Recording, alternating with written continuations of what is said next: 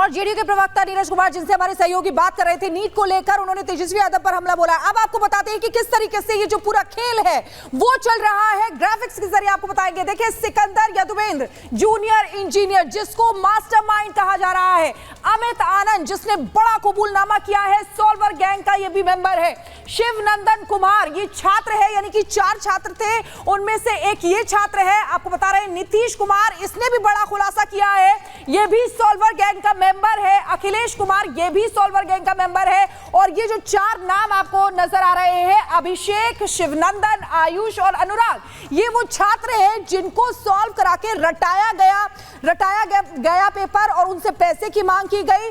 ये जो solver gang के मेंबर्स हैं, इन्होंने किस तरीके से मास्टर प्लान बनाया, लेकिन सवाल यही उठता है कि इस मास्टर प्लान में आखिर किंग पिन कौन है, जो लगातार हमारे सहयोगी भी बात कर रहे थे। अनूप हमारे साथ सीधे जुड़े हुए हैं लाइव, उनके पास चलेंगे। अनूप, देखिए जो चीजें सामने आ रही हैं, जो सॉल्वर गैंग है उनका नाम सामने आ गया है, जो मास्टरमाइंड है उनका नाम सामने आ गया है, लेकिन ये छोटी मछलियां हैं, बड़ी मछली किधर है?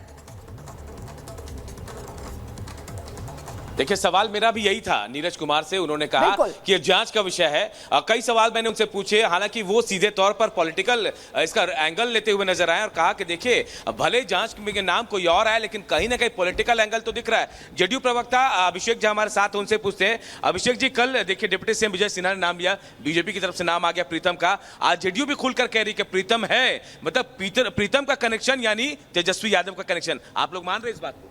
बिना तथ्यों की कोई बात नहीं होती और तार से तार जुड़ता है। अभी आपने देखा कि हम सभी प्रेस वार्ता में उपस्थित थे और हमारी पार्टी के मुख्य प्रवक्ता नीरज कुमार जी, उन्होंने बहुत बेहतर तरीके से चीज़ों को बताया है। और बिना आग के धुआं नहीं उठता है, there is no smoke without fire, ये कहावत शुरू से कही जाती है। और जिस तरह से कनेक्शंस जुड़ रहे हैं, जिस तरह से रसूख का इस्तेमाल हुआ होगा, ये सारी चीज़ें हैं और ये जाँच का विषय। और हमने आज ये सवाल इसलिए उठाए कि आपने देखा है कि राष्ट्रीय जनता दल की 2 दिवसीय समीक्षा बैठक होगी। समीक्षा तो करनी चाहिए। तेजस्वी यादव जी बड़ी बड़ी बातें तो करते हैं, लेकिन उनके नाक के नीचे अगर ये चीज़ें हो रही हैं और कोई आरोपी है, तो वो भाई डिपार्टमेंट के गेस्ट हाउस में कैसे ठहर गया? कोई आरोपी है अगर और उसको पुलिस ने गिरफ्तार किया है, तो आखिर इतना रसूख कैसे आया?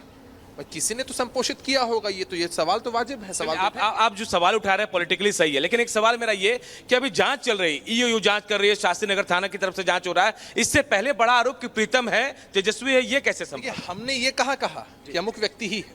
हमने तो कहा कि भाई तार जुड़ रहे हैं और जो व्यक्ति गिरफ्तार हुआ है उस व्यक्ति का रसूख डिपार्टमेंट में अगर है और रिश्ता अगर कहीं ना कहीं है आप तो सचिव से, उस वक्त के तत्कालीन मंत्री जो थे तेजस्वी यादव, तो कुछ तो बात रही होगी।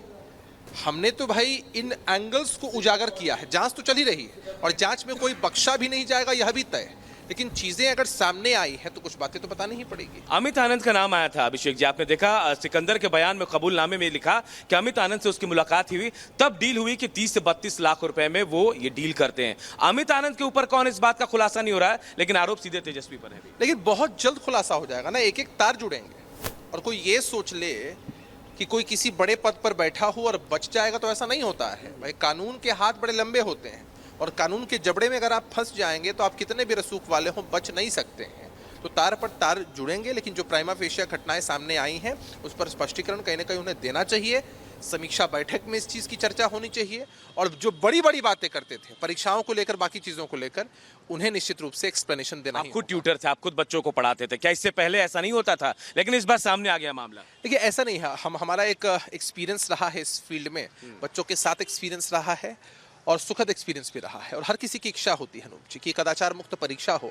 जब इतनी प्रतिष्ठित परीक्षाओं के प्रश्न पत्र अगर लीक होंगे तो कहाँ जाएगा बच्चों का भविष्य? इससे पहले भी इस तरह की घटनाएं घटी हैं, परीक्षाएं रद्द भी हुई हैं, जो भी इनमें संलिप्त रहे उन पर कार्रवाई भी हुई है। हम चाहते हैं कि कठोरतम कार्रवाई इस बार भी हो और हमेशा कदाचार मुक्त परीक्षा हो। चलिए, तो देखिए, नीरज कुमार के बाद अभिषेक झा भी यही कह रहे हैं कि हम सीधे तौर पर ये नहीं कह रहे हैं कि इसमें उनका नाम है, लेकिन रिश्तेदार है तो नाम तो आएगा ही। लेकिन अभी भी सवाल यही है, देखिए, कि आखिर किंगपिन कौन है, मुख्य साजिशकर्ता कौन है, क्योंकि इन चारों के अलावा भी ऊपर में कोई है जो इनको संरक्षण दे रहा था। बिल्कुल अनूप, देखिए सवाल कई हैं और उसी सवाल को खंगालने में अब जो है लगातार ईओयू भी जुटी हुई है।